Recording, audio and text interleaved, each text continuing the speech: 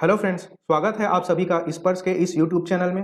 Current affairs के इस video series में आज हम छत्तीसगढ़ के परीक्षोपयोगी महत्वपूर्ण तथ्यों पर चर्चा करेंगे। इस वीडियो सीरीज में हम वीकली और मंथली करंट अफेयर्स पर चर्चा करते हैं और प्रश्नों के माध्यम से इनकी व्याख्या भी करते हैं। तो आइए आज का वीडियो शुरू करते हैं। आज का हमारा पहला प्रश्न है, मई 2022 की स्थिति में जारी डेल्टा रैंकिंग में छत्तीसगढ़ का कौन सा जिला ओवरऑल परफॉर्मेंस में शीर्ष 5 जिलों में शामिल है? और इस प्रश्न के लिए हमारे विकल्प हैं नारायणपुर, बीजापुर, कांकेर या दंतेवाड़ा।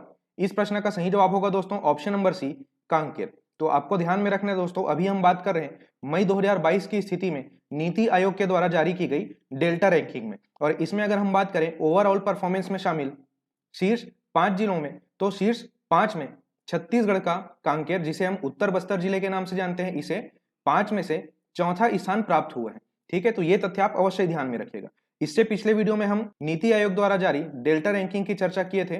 वो रैंकिंग अप्रैल 2022 की स्थिति में जारी की गई थी और उस रैंकिंग में आधारभूत संरचना के क्षेत्र में कांकेर पहले स्थान पे था और इसी श्रेणी में छत्तीसगढ़ का ही बीजापुर जिला दूसरे स्थान पे था। ये तथ्य आप अवश्य ही ध्यान में रखेंगे। क्लियर है? बढ़ते हैं अगले प्रश्न की ओर। हमारा दूसरा प्रश्न है, हाल ही में कितने स्मारकों को छत्तीसगढ़ पुरातत्व विभाग द्वारा संरक्षित किए जाने की तैयारी है?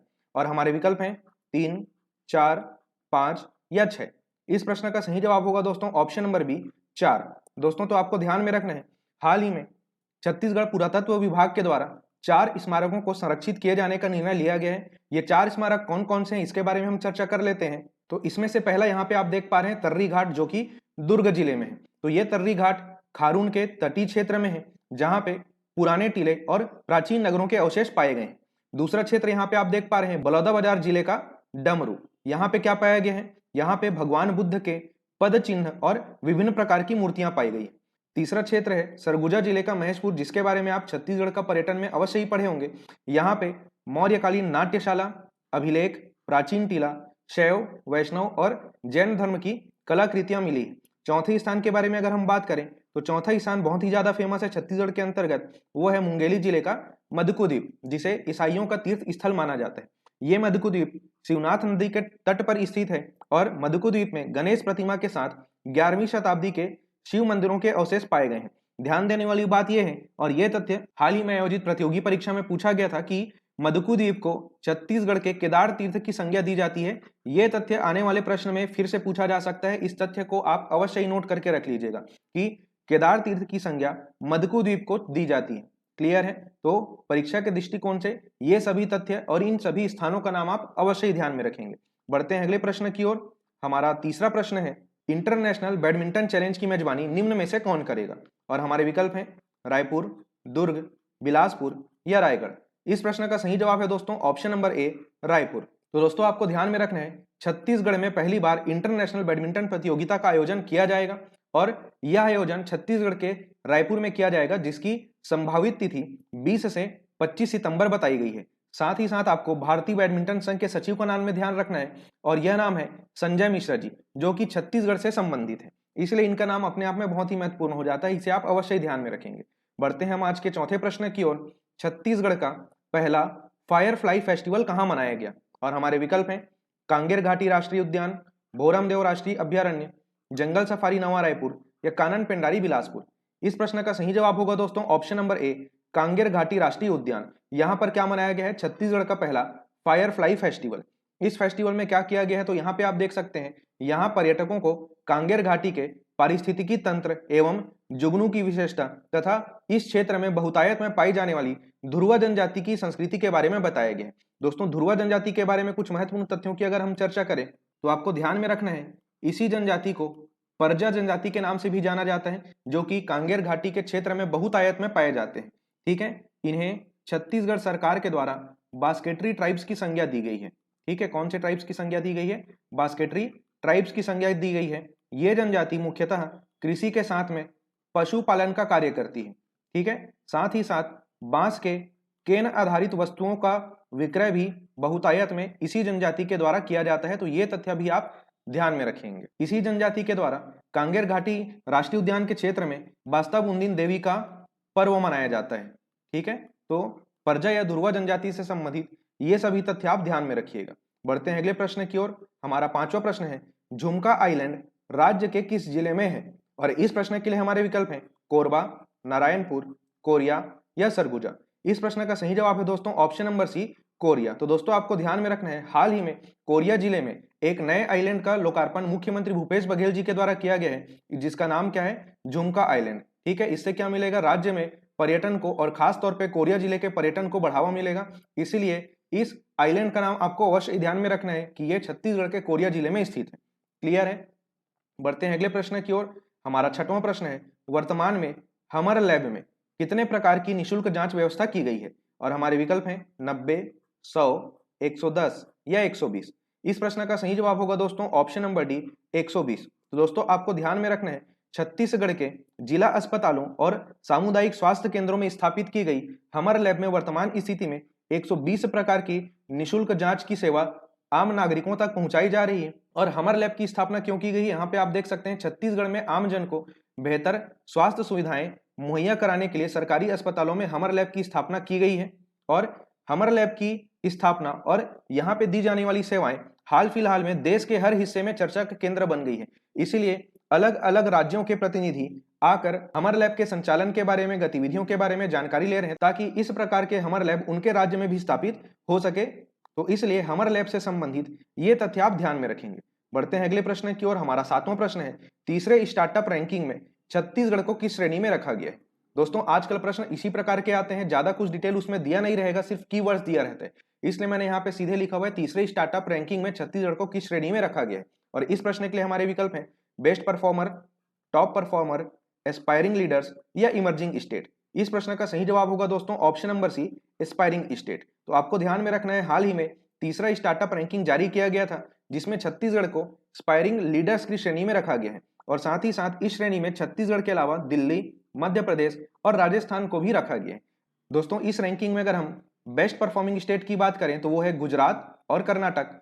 टॉप परफॉर्मर राज्यों में केरल, महाराष्ट्र, ओडिशा और तेलंगाना को स्थान दिया गया है। वहीं पे लीडर्स की श्रेणी में असम, पंजाब, तमिलनाडु, उत्तर प्रदेश और उत्तराखंड, इन 5 राज्यों को स्थान दिया गया है। एस्पायरिंग लीडर्स के बारे में हम पहले ही चर्चा कर चुके हैं। इसमें से सबसे ज्यादा महत्वपूर्ण क्या है हमारे लिए? छत्तीसगढ़। तो बस आपको इतना ध्यान में रखना है कि तीसरी स्टार्टअप रैंकिंग में छत्तीसगढ़ को एस्पायरिंग लीडर्स की श्रेणी में रखा गया है। और इसमें जो सबसे बेस्ट श्रेणी होती है कि इसकी बेस्ट परफॉर्मर की, इसमें 2 राज्यों को संयुक्त रूप से रखा गया है। वो कौन कौन से हैं? गुजरात और कर्नाटक। तो तीसरी स्टार्टअप रैंकिंग से संबंधित ये तथ्य परीक्षा के दृष्टिकोण से उपयोगी साबित हो सकते हैं, इन्हें आपको अवश्य ही ध्यान में रखना है। क्लियर है? बढ़ते हैं अगले प्रश्न की ओर। हमारा अगला प्रश्न है, राज्य के अमितेश मिश्रा किससे संबंधित हैं? और हमारे विकल्प हैं बैडमिंटन, गतका, बास्केटबॉल या स्केटिंग। इस प्रश्न का सही जवाब होगा दोस्तों ऑप्शन नंबर डी, स्केटिंग। तो छत्तीसगढ़ के अमितेश मिश्रा जो कि रायपुर से संबंधित हैं, ये स्केटिंग खेल से जुड़े हुए हैं। और इनका नाम आपको ध्यान रखना इसलिए जरूरी है क्योंकि रायपुर के अमितेश मिश्रा चीन में होने वाले 2023 के एशियन गेम्स में भारत का प्रतिनिधित्व करेंगे। इसलिए इनका नाम अपने आप में बहुत ही ज्यादा महत्वपूर्ण हो जाता है, इसे आपको ध्यान रखना है। बढ़ते हैं अगले प्रश्न की ओर। हमारा 9वां प्रश्न है, छत्तीसगढ़ के निशांत उपाध्याय किस क्षेत्र से संबंधित थे जिनका हाल ही में निधन हो गया है? और इस प्रश्न के लिए हमारे विकल्प हैं फिल्म, खेल, राजनीति या शिक्षण। इस प्रश्न का सही जवाब होगा दोस्तों ऑप्शन नंबर ए, फिल्म जगत से। दोस्तों निशांत उपाध्याय जी के बारे में आप सभी अवश्य ही जानते होंगे और इन्हें आप बहुत सारे फिल्मों में देख भी चुके होंगे।